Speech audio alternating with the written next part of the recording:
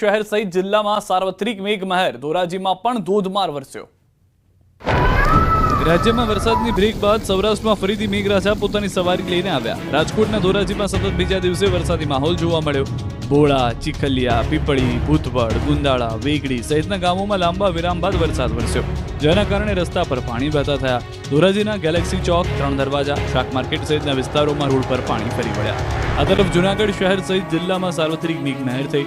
જૂનાગઢના વંથલી, માંગરોળ પંથકમાં હળવાથી ભારે વરસાદી ઝાપટા પડ્યા। ગ્રામ્ય વિસ્તારોમાં વિરામ બાદ વરસાદ વરસતા ખેડૂતોને રાહત થઈ। વરસાદી માહોલમાં દ્વારકાના દરિયા કિનારે સહેલાણીઓ ઉમટી પડ્યા। રવિવારની રજાના દિવસે દ્વારકાના અરબી સમુદ્ર કાંઠે મોટી સંખ્યામાં લોકો જોવા મળ્યા। હાલ દરિયામાં કરંટ હોવાથી મોટા મોજા ઉછળી રહ્યા હતા। આ દરમિયાન કેટલાક લોકો જોખમી રીતે સ્નાન કરતા નજરે પડ્યા। આ તરફ દ્વારકામાં પણ મેઘ સવારી આવી। ખંભાળિયાના ગ્રામ્ય વિસ્તારોમાં વરસાદ વરસ્યો। કેટલાક દિવસોના વિરામ બાદ દ્વારકા જિલ્લામાં ફરી મેઘરાજાની એન્ટ્રી થઈ। ખંભાળિયા તાલુકાના ગ્રામ્ય વિસ્તારમાં ધોધમાર વરસાદ વરસ્યો। ભારે વરસાદને કારણે કેટલાક વિસ્તારોની નદીઓ વહેતી થઈ। ખંભાળિયા તાલુકાના પાથર, ઠાકર, શેરડી સહિતના ગ્રામ્ય વિસ્તારોમાં ભારે વરસાદને કારણે સ્થાનિક નદીઓમાં પૂર આવ્યું। વિરામ બાદ મેઘરાજાએ ફરી એન્ટ્રી કરતા ખેડૂતોમાં ખુશીનો માહોલ જોવા મળ્યો। લાંબા વિરામ બાદ વરસાદ થતા મગફળી, કપાસ સહિતના પાકને ફાયદો થશે। ખંભાળિયા તાલુકાના ભાળતર ગામે ધોધમાર વરસાદને કારણે ખેતરોમાં પાણી વહેતા થયા। મહત્વનું છે કે દ્વારકા જિલ્લામાં થોડા દિવસ વરસાદે વિરામ લીધો હતો, ત્યારે ખેડૂતોએ ખેતી કામ કરી લીધું હતું અને હવે ફરી વરસાદ વરસતા ખેડૂતોએ મેઘરાજાને આવકાર્યા। દેવભૂમિ દ્વારકાના ખંભાળિયા તાલુકાના ઠાકર શેરડી ગામે આવેલ ચેકડેમ બીજી વખત સંપૂર્ણ ભરાયો। ખંભાળિયાના ભાળથર, ઠાકર શેરડી સહિતના ગ્રામ્ય વિસ્તારોમાં ધોધમાર વરસાદને કારણે ચેકડેમ છલકાયા। ઠાકર શેરડી ગામે આવેલ ચેકડેમ સંપૂર્ણ ભરાઈ જતા આહલાદક દ્રશ્યો પણ જોવા મળ્યા। ઉપલેટાના ગ્રામ્ય વિસ્તારમાં ભારે વરસાદ। ઉપલેટાના મજેઠી, લાઠ, ભીમોરા, કુંઢેજ સહિત વિસ્તારમાં ભારે વરસાદ। ઉપલેટાના મજેઠી, લાઠ વચ્ચે જવાના કોઝવે પરથી વહેતા થયા પાણી। ઉપલેટામાં ભારે વરસાદને લઈને ખેડૂતો ખુશખુશાલ જોવા મળી રહ્યા છે।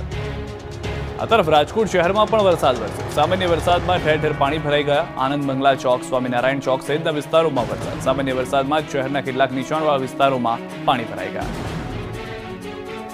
બનાસકાંઠાના અમીરગઢ તાલુકાના કાકવાડા ગામ નજીક પસાર થતી બનાસ નદીમાં પાણીનું વહેણ ચાલુ થતા બંને કાંઠે વહેતી થઈ છે નદી। લોકો જીવના જોખમે પસાર થતા હોય છે। એક ટ્રેક્ટર ચાલક બનાસ નદીના વહેણમાંથી પસાર થતો જોવા મળ્યો। ટ્રેક્ટર ચાલક જીવના જોખમે બનાસ નદીમાં ટ્રેક્ટરને નાખતા ટ્રેક્ટરનો અડધો ભાગ નદીમાં ડૂબ્યો। બાદમાં ટ્રેક્ટર ચાલક માંડ બચ્યો અને નદી પાર કરી હતી। પાણીમાં ન જવા તંત્ર દ્વારા જાહેરનામું હોવા છતાં લોકો જીવના જોખમે કરી રહ્યા છે નદીને પાર। અને સમાચાર પર હવે નજર કરીએ। કચરો વીણતી મહિલા પર ફરી વળી કાર। સુરતમાં ચોંકાવનારો અકસ્માત સીસીટીવીમાં કેદ થયો। સુરતમાં પેટ્રોલ પંપ પર અકસ્માતના હચમચાવતા સીસીટીવી સામે આવ્યા। માંગરોળના પાલોદ ગામ નજીક પેટ્રોલ પંપ પર કાર ચાલકની ગંભીર બેદરકારી સામે આવી। એક કાર પેટ્રોલ ભરાવીને નીકળી અને કચરો ભરતા મહિલા પર ફરી વળી। મહિલા પેટ્રોલ પંપ પર કચરો ભરી રહી હતી તે સમયે કાર ચાલકે બેદરકારી દાખવી તેના પર તેની કાર ચડાવી દીધી। સીસીટીવીમાં દેખાય છે કે કારની ટક્કરથી મહિલા પડી જાય છે અને તેના પર પૈડા ફરી વળે છે। અકસ્માતમાં મહિલાને ગંભીર ઇજાઓ પહોંચી, જ્યારે કાર ચાલક ફરાર થઈ ગયો। કોસંબા પોલીસે અકસ્માતની ઘટનાની સીસીટીવીના આધારે તપાસ હાથ ધરી છે। વલસાડ અને બનાસકાંઠામાં અકસ્માતની ઘટના બની। કાર ચાલકે ટર્ન મારતા બાઇક સવાર હવામાં ફંગોળાયો। વલસાડમાં અકસ્માતનો ચોંકાવનારો વિડીયો વાયરલ થયો। એક બાઇક ચાલક કાર સાથે ધડાકાભેર અથડાયો અને કારની આગળ ફંગોળાયો। ધડાકાભેર ટક્કર બાદ હવામાં ફંગોળાયેલા બાઇક ચાલકનો વિડીયો વાયરલ થયો। કાર ચાલકે રોડ પર ટર્ન મારતા અકસ્માતની આ ઘટના બની। જોકે હેલ્મેટને કારણે બાઇક ચાલકનો આબાદ બચાવ થયો। વલસાડના ઉમરગામના ટીમ્પી નજીકની બનેલી આ સમગ્ર ઘટના કારના ડેશબોર્ડ કેમેરામાં કેદ થઈ। આ તરફ બનાસકાંઠામાં પડેલા ભૂવામાં એક ટ્રક ફસાઈ ગઈ। વરસાદી માહોલમાં બનાસકાંઠામાં પાલનપુર ડુંડિયાવાડી વિસ્તારમાં જ્યુબિલી રેલવે કોલોની આગળ ભૂવો પડ્યો, જેમાં ટ્રક ભૂવામાં ફસાતા જેસીબી દ્વારા ભારે જહેમત બાદ બહાર કઢાયો। રાત્રિના સમયે પસાર થતા ટ્રક ભૂવામાં ખાબકતા સીસીટીવી કેમેરામાં કેદ થઈ। જોકે બનાવમાં જાનહાનિ નથી, પરંતુ ભૂવો પડતા લોકોના ટોળે ઉમટી પડ્યા। સ્થાનિક લોકોએ નગરપાલિકાને જાણ કરતા પાલિકાની ટીમ ઘટના સ્થળે પહોંચી હતી। સુરતમાં હુમલો કરનાર આરોપીની પોલીસે સરભરા કરી તો બવાલના દ્રશ્યો સુરેન્દ્રનગરથી પણ આવ્યા।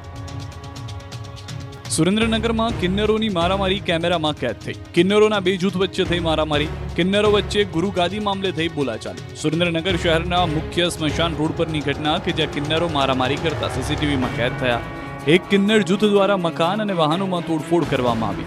અંદાજે 20થી વધુ કિન્નરો રાત્રિના સમયે મકાનની બહાર આવી વાહનોમાં પથ્થરો વડે તોડફોડ કરી નુકસાન પહોંચાડતા સીસીટીવીમાં જોવા મળ્યા। થોડા દિવસો પહેલા થયેલ બોલાચાલી બાદ કિન્નર જૂથ દ્વારા રાત્રિના સમયે એકત્ર થઈ તોડફોડ કરી હોવાનું અનુમાન છે। પોલીસે સીસીટીવી ફૂટેજના આધારે બંને જૂથના કિન્નરો સામે ફરિયાદની તજવીજ હાથ ધરી. સુરતના પૂણામાં હથિયારથી હુમલો કરવા આરોપીને ભારે પડી ગયો. પોલીસે આરોપીને પકડીને જાહેરમાં સરભરા કરી. 18 જુલાઈના રોજ મુક્તિધામ સોસાયટીમાં યુવક પર હુમલો કર્યો. મહિલાઓએ પણ વચ્ચે પડી મધ્યસ્થી કરવા છતાં હુમલો કર્યો. યુવક પર ચપ્પુ વડે જીવલેણ હુમલો કરતા ઇજાગ્રસ્ત થયો. હુમલાની આ સમગ્ર ઘટના સીસીટીવીમાં કેદ થઈ. સીસીટીવી ફૂટેજના આધારે પોલીસે ગણતરીની કલાકોમાં આરોપીની ધરપકડ કરી અને જે સોસાયટીમાં આતંક મચાવ્યો ત્યાં જ આરોપીનો વરઘોડો કાઢીને કાયદાનું ભાન કરાવ્યું. એક જ પરિવારના 5 લોકોનો સામૂહિક આપઘાત. બગોદરામાં બની ચકચારી ઘટના. ઝેરી દવા ગટગટાવીને પરિવારે સામૂહિક આત્મહત્યા કરી લેતા બગોદરા પંથકમાં ખળભળાટ મચી ગયો. અમદાવાદના બાવળાના બગોદરામાં એક જ પરિવારના 5 સભ્યોએ સામૂહિક આપઘાત કર્યો. ધોળકાના વતની અને હાલ બગોદરા રહેતા પરિવારે અગમ્ય કારણોસર રાત્રે ઝેરી દવા ગટગટાવીને આપઘાત કરી લીધો. બગોદરામાં બસ સ્ટેશનની બાજુમાં આવેલી ઓરડીમાં પરિવાર રહેતો હતો. પતિ, પત્ની, 2 દીકરી અને 1 દીકરાનો પરિવાર મૃત હાલતમાં મળી આવતા ઉહાપો મચી ગયો. પરિવારના મોભી રિક્ષા ચલાવી ગુજરાન ચલાવતા. બનાવને પગલે અમદાવાદ ગ્રામ્ય એસઓજી, એલસીબી અને ધંધુકા પોલીસ સ્થળ પર પહોંચી અને 5 મૃતકોને પીએમ માટે સામૂહિક આરોગ્ય કેન્દ્ર પર ખસેડ્યા. હાલ પોલીસ આપઘાતના કારણની તપાસ હાથ ધરી ચૂકી છે. લોનના પ્રેશરના કારણે આપઘાત કર્યો હોવાનો મૃતકના પરિવારજનોએ આક્ષેપ કર્યો. લોનવાળા સેટલમેન્ટ કર્યા બાદ પણ ધમકી આપતા હોવાનો દાવો કર્યો.